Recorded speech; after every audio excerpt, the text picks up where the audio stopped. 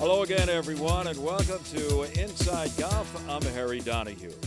The Golf Association of Philadelphia is entering its 125th year, and every year, GAP honors several players in different categories, from Player of the Year to Super Senior, you name it, GAP has an honor for them. And today on Inside Golf, we'll take a look at some of the winners from those categories from the year 2021. The Director of Communications, Marty Emino, will be with us today to run down some of those winners who won the highest honors from GAP. That's coming up next on Inside Golf. The 25th season of Inside Golf is presented by Destination Montco Golf. Your next golf getaway is in Montgomery County, Pennsylvania. Visit montcogolf.com. By the First Tee Greater Philadelphia. The First Tee not only helps young men and women become better golfers, but most important, better people. Get involved. Visit firstteephiladelphia.org. By the Philadelphia Association of Golf Course Superintendents, a community of professionals enhancing the game of golf since 1925. Make sure you thank your golf course superintendent today. By GAP, celebrating 125 years of amateur golf. By Jersey Man and Philly Man Magazine, a digital publication and private business network. Read the current issue free at jerseymanmagazine.com. By the Haverford Trust Company. For life's must-haves, there's Haverford. And by Inside Golf's partner since 1998, the Philadelphia PGA Section, the experts in the game and business of golf. Golf is the great equalizer. For many, this journey is an escape from reality, a chance to be part of a team, a career opportunity. PGA Reach impacts lives through golf by lifting people up, giving them hope, and sending them down an alternate path that they never saw coming. With PGA Reach Philadelphia, as in life and in golf, the most important shot you take is the next one.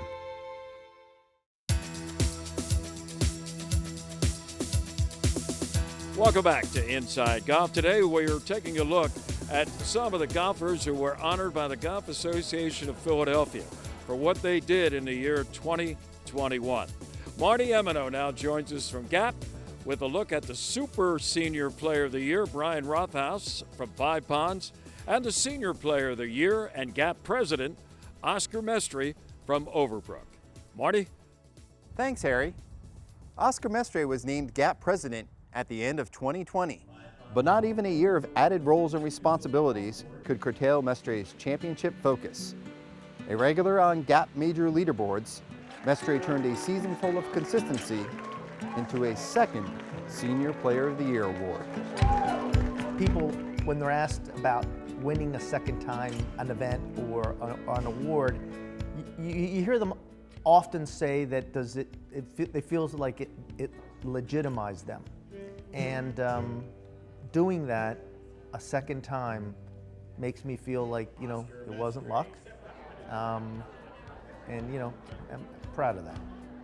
The 62-year-old Mestre registered points in all four senior majors, finishing no worse than 7th. He placed second in the Senior Silver Cross Award standings, as well as in the inaugural Pennsylvania Golf Association's Senior Open Championship. He also tied for 11th in the GAP Mid-Am.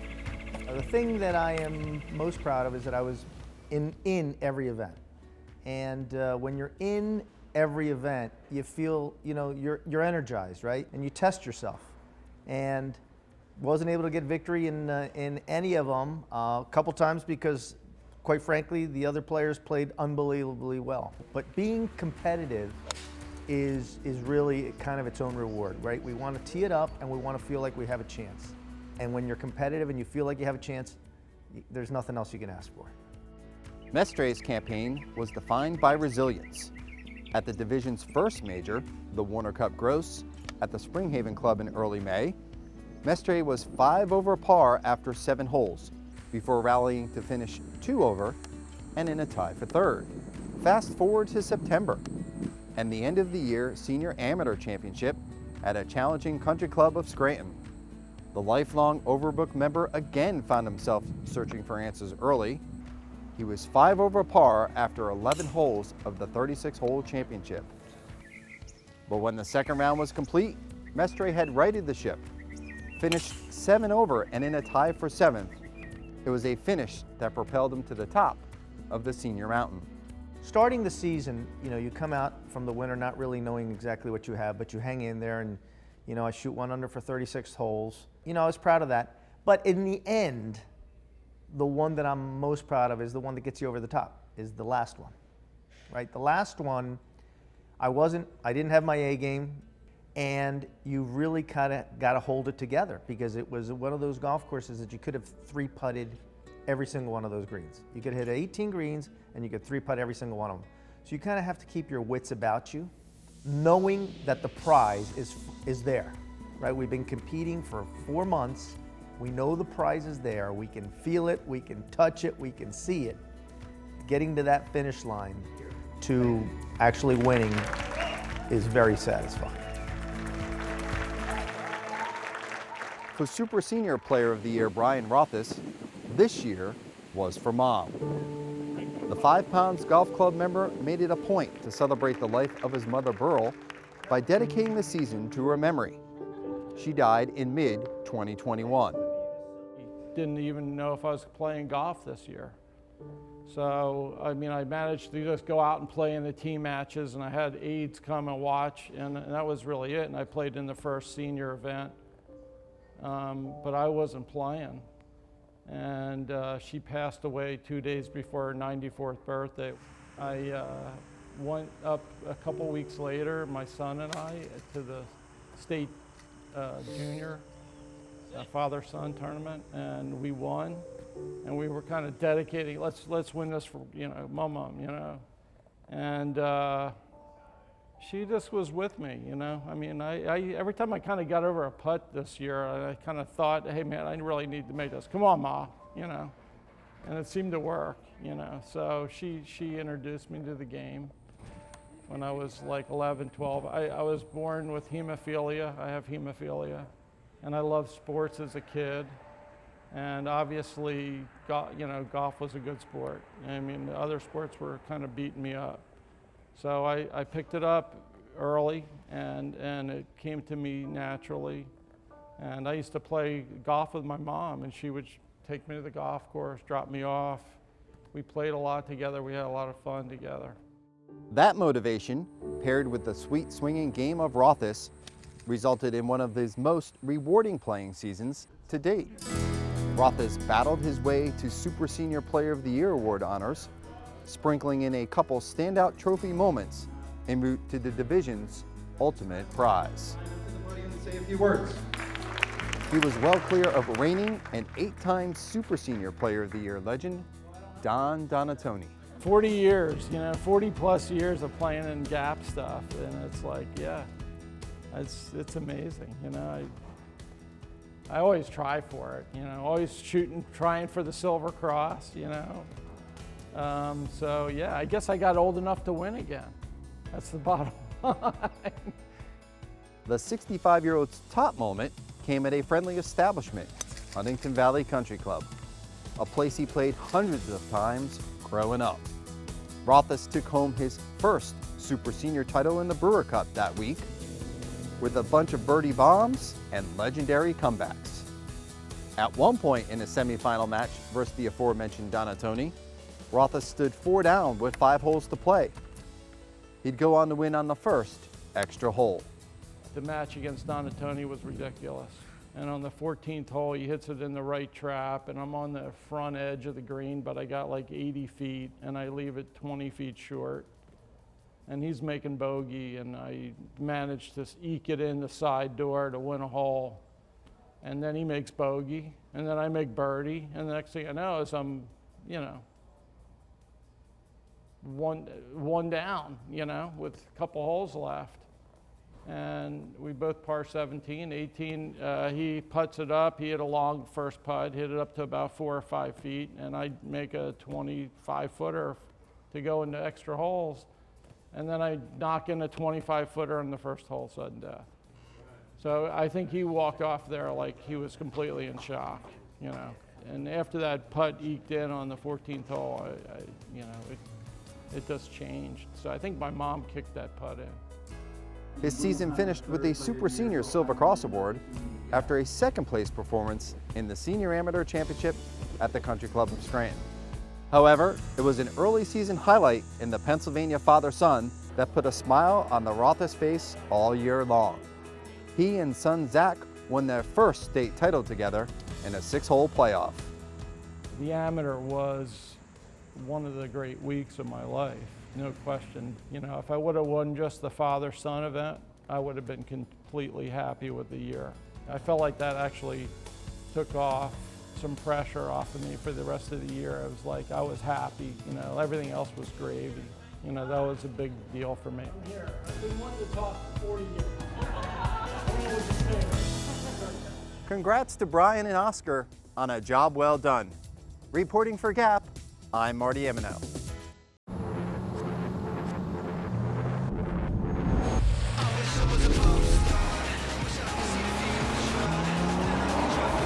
With a full range of BMW X vehicles available, no matter what adventure lies around the corner, there's an X for that.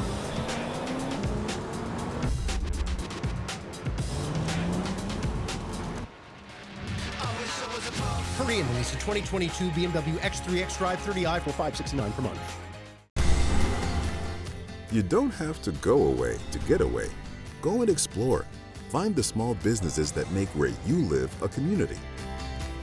When you dine, choose homemade. On a free weekend, discover the great outdoors.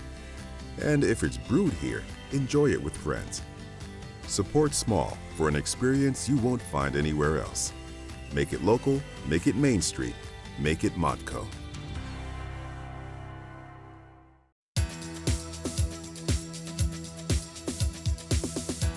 And welcome back to Inside Golf.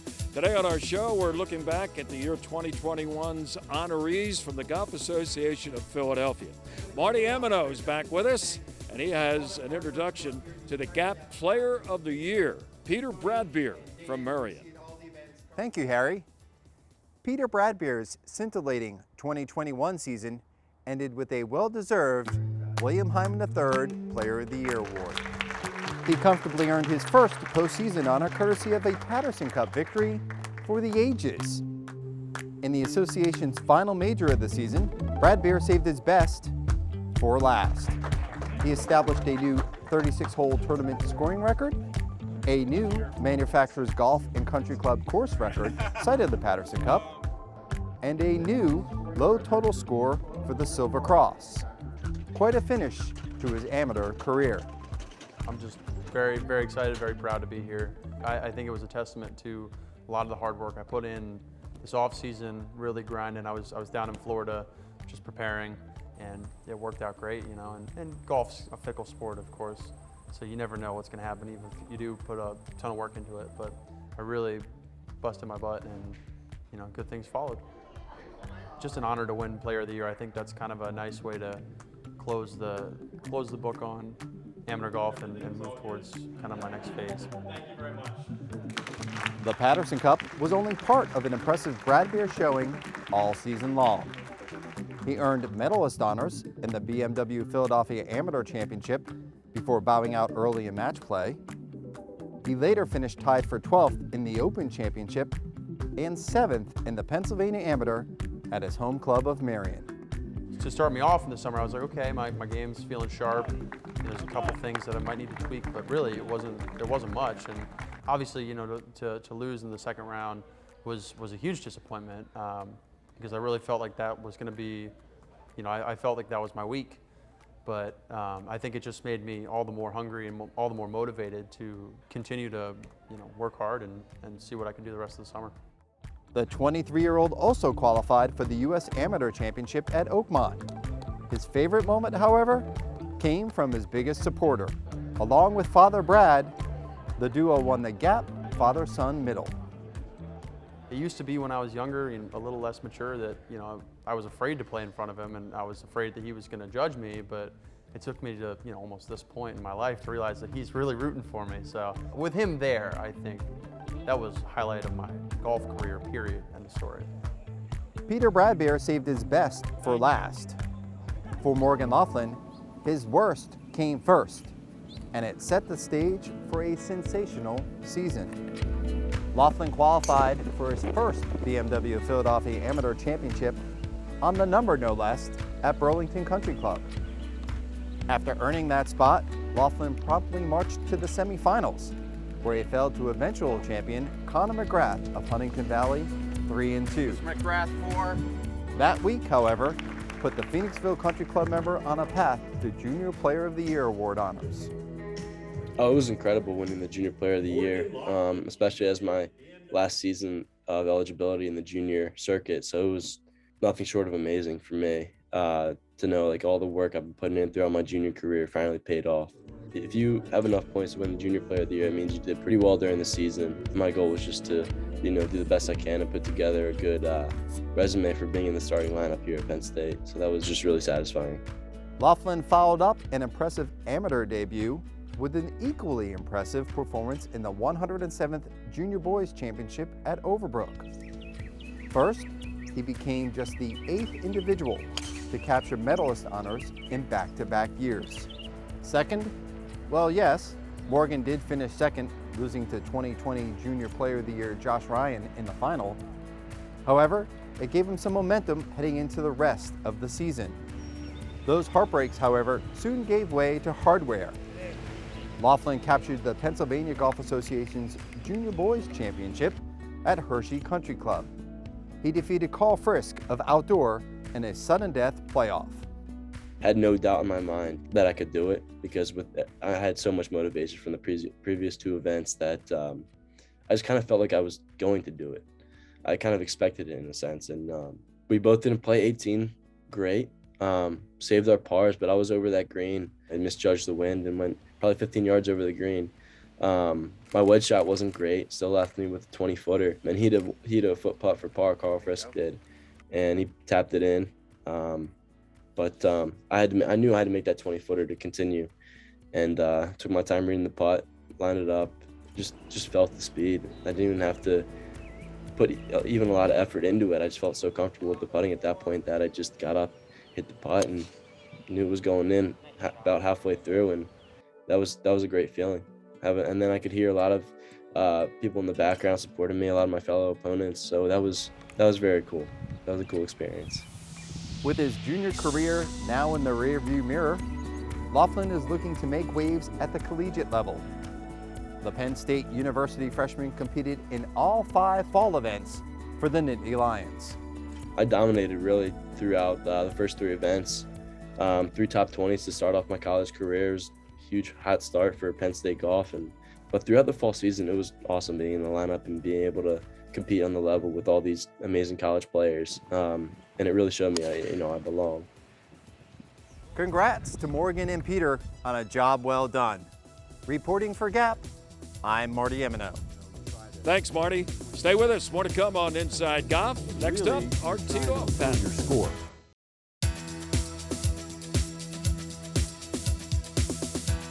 Welcome back. Inside Golf continues with our teed-off panel today. We're back here at our favorite spot in Glenside. I'm talking about the Lulu Country Club. Donald Ross Design, been here forever, and it's a great spot if you haven't been here. We're in the grill room here with the guys. Some of them are hitting simulators, and we're just talking golf with Matt Fry, who is the Director of Communications, Philadelphia Section of the PGA. Good to see you again, Matt. Thanks for having me here. Jim Sullivan, he's a member here at Lulu. I know he's getting itchy in the palms or whatever, getting ready for those inter-club matches, which I have to mention it, Lulu won the Gap matches. They did, very You're fortunate. the defending champion, so he's the captain, by the way. And this guy's won everything in Gap. In fact, he's in the Gap Hall of Fame. Chris Lang, member at Overbrook and sundry other places. I guess we won't go into that, Chris. But you know what? He won the Philly Am 3 times. And we're sitting right now in this grill room at Lulu, and we can look through the windows over here at the site of where he won one of those amateur championships, right across the street. Yeah. Manufacturers. And you remember every shot, don't you? Not really. What year was that? That was in 1984, and Peter Bradbeer this year won the Patterson Cup at Manufacturers, and he shot 12 under par. He was the player of the year this year. You noted that in your acceptance speech at the Hall of Fame, just right? a remarkable score. Right. So good thing you didn't play Peter. Huh? All right. You know, if I had $1,000, Matt, to give you today, and I don't, so forget about it, but if I had it, I'll give it to you tomorrow. How would you spend that in terms of maybe improving your game? What would you do with that money, or how would you invest it in the game of golf? I think I would spend all $1,000 on putting lessons. Putting lessons? Yes. How about I think that? that's probably the most important part of the game because you got to get it in the hole. And I think if you're a really good putter, it kind of makes everything else just a little bit easier because even if you don't get your chip or pitch within 3 or 4 feet, you have a pretty good chance of making the putt if you're a good putter. That's what I would do. Yeah, it can't be the great savior, right? Jim Sullivan, here's $1,000. What are you going to do with it? Yeah, it's a tough question, I hate to say. You know, trying to improve a fundamental skill, yeah, if with me, maybe it's a mental problem, it's also short-lived, right? I can take a lesson and play great for a week, and 10 days in, I'm wondering what in the world I was supposed to be working on, putting, hitting the ball, whatever. One thing I can tell you, if I'm having fun, I'm probably playing well. So if there's a way to trick my brain into having fun right away, I mean, and golf's fun, but just some days you're not having as much fun as others. But when you're playing well, you're having fun. So if you can reverse the chicken and the egg and be having fun, I think that will induce you to play well more often. The only other thing I can think of is in the offer play to church. That's the only way it might guarantee helping, but I don't know that does it either. So you're saying you have to be in the frame of mind before you can execute. Basically, you want to be a happy guy, happy thoughts, whatever. I think there's a very and not strong, rely on your game to get you. I think there's a very strong correlation. There's times where it's not exact, but you know, you can be in a bad mood and play well. I just think every time you play well, you're generally in a, you know, it's just about you're always in a good mood and enjoying yourself. They go hand in hand. So if you can trick your brain into having fun from the beginning, you got a better shot. But I don't know how to do that. I'll put you on this. Are you a happy guy when you play golf, or does it depend? I'm generally a happy guy. You know, do you subscribe though to his theory? Have you ever heard that? I think where your brain is, where your mood is, where you are. You know, if you're jumping out of a car and you just got chewed out by somebody at work or whatever, you know, you're probably not in a very good mental frame to go ahead and play golf. So much of the game, as you hear, is between the ears. So where you are mentally is very important. But I would answer your question by saying that oftentimes people will ask the question, how's your game? Isn't that a typical question? So my standard pat answer now, my game is terminal. It's terminal. Terminal? Terminal. And it is. Is it more terminal today than it was 5 years ago? Absolutely. But that's okay. So the $1,000 I would put in my pocket and I'd go out and have a happy time. Right. But I think that the average golfer, so often you hear that he can play better when he's playing with somebody who is better than him. Right. So something that we don't do that often anymore is the playing lesson, where you go out and you play with the pro, and the pro teaches you through 9 holes the decision making that goes into the game of golf. You know, and I think so often people in an effort to get better at golf, you know, try to make their swing better, they try to putt better, but really you're trying to improve your score. So I would tell someone to spend $1,000 with their local pro, go out and take some playing lessons. That's a great idea. You're right, you don't see that. You don't see it. I know maybe the pros, there's too much demands on their time to do other things. Who knows? I'm going to ask this to wrap it up. I'm going to throw you a little curveball. What is the one thing you would not spend $1,000 on? Driving lessons. I'm a pretty good driver. Oh, well, you're good. Okay. You're lucky. I'm straight. You're lucky. Not long. So Close. Close? Close. I agree. No, you get all free clothes close. anyway. Low Middle key. name is Styles. Don't tell anybody. Don't ask anybody that knows me. I'll ask your wife. Chris? I think I got to go with clothes. Where when you play in these amateur tours, they give you all the clothes you need. So remember Oscar? These Overbrook guys must win a lot because they've all got a lot of gift certificate money to spread around. Oscar last time said that. Okay. Oscar, if you're watching, we're thinking about you and talking about you. All right, guys, thank you. Hold on to that $1,000.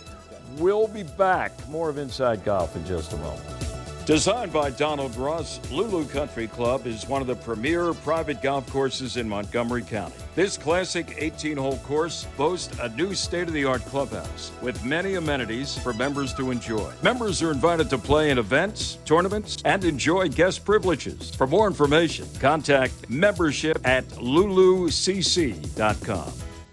The oldest state or regional golf association in the country hits a milestone this year. GAP celebrates its 125th birthday. Celebrating amateur golf since 1897, GAP has evolved to include 300-plus member clubs, more than 90,000 individual members. It offers events for males and females of all ages and ability levels. GAP continues to uphold its mission to preserve, protect, and promote the game of golf. Happy birthday, GAP.